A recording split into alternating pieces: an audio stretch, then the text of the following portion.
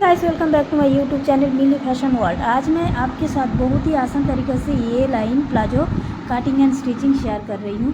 इस प्लाजो को बनाने के लिए मैंने कॉटन का 2 मीटर फैब्रिक यूज़ की है। आप चाहे तो 2.5 मीटर फैब्रिक यूज़ कर सकते हो। तो मैंने जो 20 डेज चैलेंज किया था, आज 11 डेज है।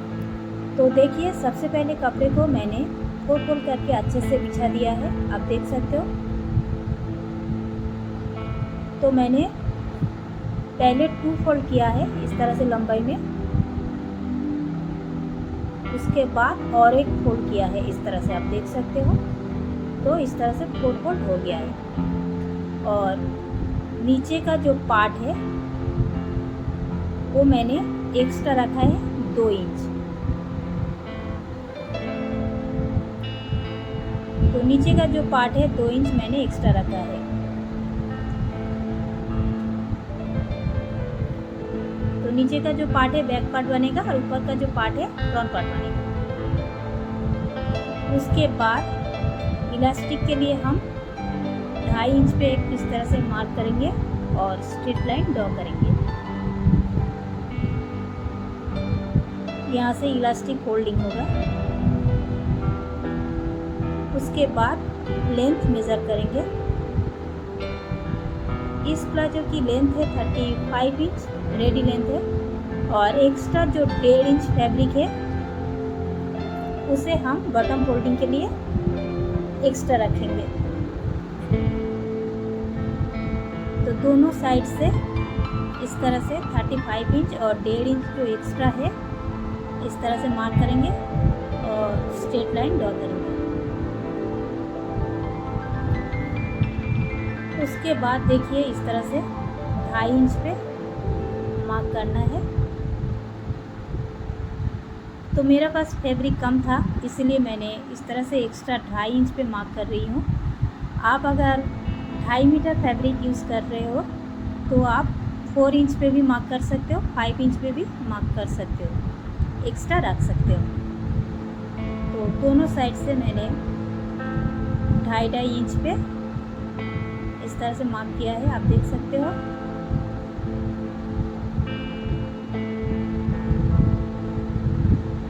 इस साइड से भी स्ट्रेट लाइन ड्रॉ करेंगे।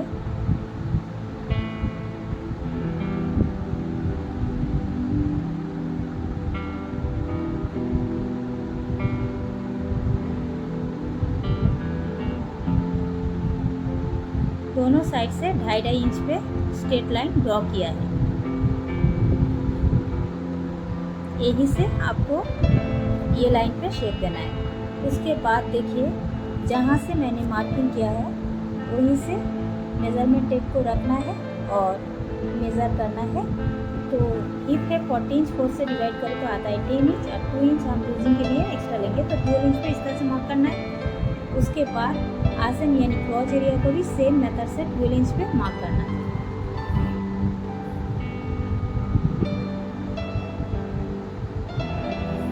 और इस तरह से स्ट्रेट लाइन ड्रॉ करेंगे। यहाँ से भी स्ट्रेट लाइन ड्रॉ करेंगे।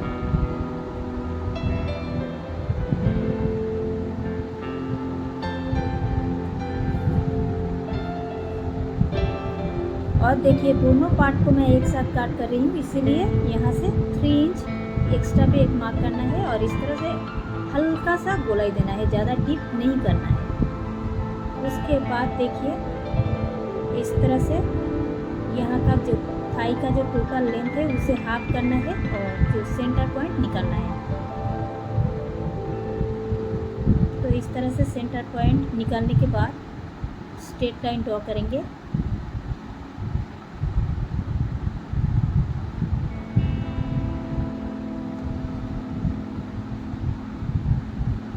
अब देखिए, मेन जो ये लाइन है, अभी यहाँ से मेज़रमेंट टेप को रखना है और ये लाइन पे इस तरह से शेप देना है। आपका फैब्रिक अगर ज़्यादा आप लेते हो 2.5 मीटर, तो आपको जो ये लाइन का शेप है और भी थोड़ा घेरा आपका ज़्यादा होगा। मेरे पास फैब्रिक नहीं था, 2 मीटर था, इसलिए मेरा जो घेरा है थोड़ा कम आ रहा है। और यहाँ पे जो स्ट्रेट लाइन है इसे काट नहीं करना है। अभी जो मैंने ये लाइन का शेप दे रही हूँ, देखिए इस तरह से दोनों साइड से यहाँ से कट करना है। तो देखिए, इस तरह मेज़रमेंट टेप को रखना है और इस तरह से ए लाइन का शेप देना है। और यहाँ पे जो स्ट्रेट लाइन है इसी लाइन पे कपड़ा नहीं काट करना है। और नीचे से बटन एरिया से देखिए मेन जो सेंटर पॉइंट है वहाँ से दोनों साइड से 3 इंच पे इस तरह से मार्क करना है। और जो कोना है कोने से आप 1 या 1.5 इंच पे इस तरह से आप मार्क कर सकते हो और इस तरह से गोलाई देना है। आप अगर इस तरह से गोलाई नहीं दोगे तो आपका जो कोना है वो नीचे लटकेगा और अच्छा भी नहीं दिखेगा। तो इस तरह से आपको कोने में शेप देना है। तो दोनों साइड से 1 या 1.5 इंच पे मार्क करना है और इस तरह से शेप देना है। इस तरह से गोलाई देते हुए शेप देना है। अभी जो फ्रंट पार्ट है, फ्रंट पार्ट में हम क्या करेंगे, यहाँ से आप देखिए 1 इंच पे इस तरह से डाउन करना है। इस तरह से झुकाव देते हुए तिरछी में लाइन ड्रॉ करना है।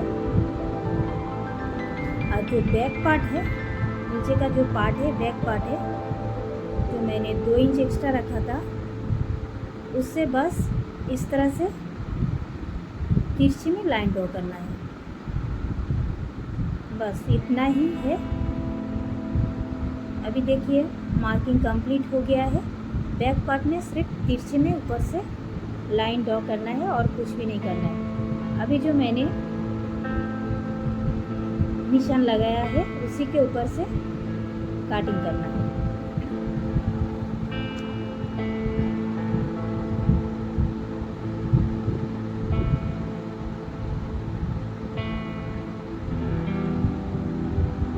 बहुत ही इजी है, बहुत ही सिंपल तरीके से मैंने आपको समझाया है स्टेप बाय स्टेप। तो देखिए 2 पार्ट में डिवाइड हो गया है, फ्रंट पार्ट और बैक पार्ट। अभी जो फ्रंट पार्ट में जो मैंने 1 इंच पे झुकाव दिया था उसे भी काट कर देंगे। और इस तरह से बैक पार्ट में जो तिरछे में मैंने लाइन ड्रॉ किया था उसे भी कटिंग कर देंगे। तो देखिए अभी बैक पार्ट में 2 पार्ट डिवाइड हो गया है और फ्रंट पार्ट को भी 2 पार्ट में डिवाइड हो गया है। अभी सबसे पहले हम आसन यानी क्रॉच एरिया को सिलाई लगाएंगे दोनों पार्ट में। तो देखिए मैंने आसन एरिया को सिलाई लगा दिया है। अभी एक पार्ट को खोलेंगे इस तरह से।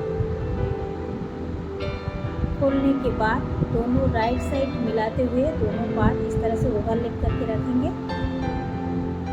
तो देखिए इस तरह से ओवरलैप करके रखने के बाद अच्छे से कपड़े को पकड़ते हुए दोनों साइड से सिलाई लगाना है। नीचे से इस तरह से इनर लेग पे भी सिलाई लगाना है। एक बटन एरिया से सिलाई लगाना स्टार्ट करेंगे और दूसरी पे ख़त्म करेंगे। और जो वेस्ट राउंड है उसे भी 1 फुल करके पूरा राउंड में सिलाई लगाएंगे। उसके बाद जो बटन एरिया है 1.5 इंच फैब्रिक जो मैंने फोल्डिंग के लिए रखा था उसे भी अच्छे से फोल्ड करके सिलाई लगाना है। तो देखिए मैंने पूरा सिलाई लगा दिया है, आप देख सकते हो। अभी कमर पे इलास्टिक जॉइन करना है। तो कमर पे 36 इंच 4 इंच माइनस करके 32 इंच पे मैंने इलास्टिक काट करके जॉइन कर लिया है। अभी एक साइड पे इस तरह से इलास्टिक को रखेंगे और एक पिन से सिक्योर करेंगे।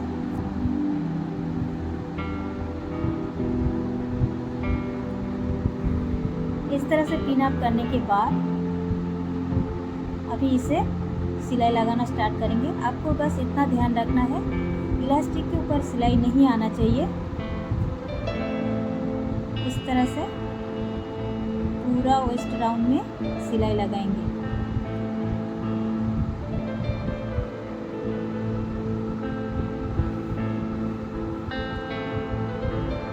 इस तरह से देखिए बैक पार्ट में जो मैंने 2 इंच एक्स्ट्रा रखा था तो उसे वहाँ पे जब आपका सिलाई आएगा तो थोड़ा छोटा छोटा 2 प्लीट बनेगा, इसमें कोई प्रॉब्लम नहीं होगा। इस तरह से हाथों से अच्छे से पकड़ते हुए छोटा सा प्लीट बनाना है और उसी के ऊपर से इस तरह से सिलाई करना है।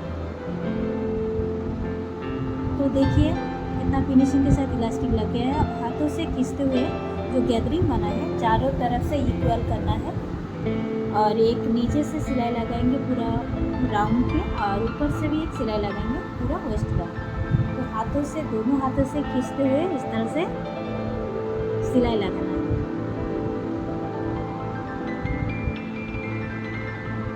अब देखिए कितना फिनिशिंग के साथ इलास्टिक रेडी हो गया है, कमर में इलास्टिक लग गया है और ये है final look. Thank you for watching. आपको अगर मेरा वीडियो हेल्पफुल लगे तो प्लीज़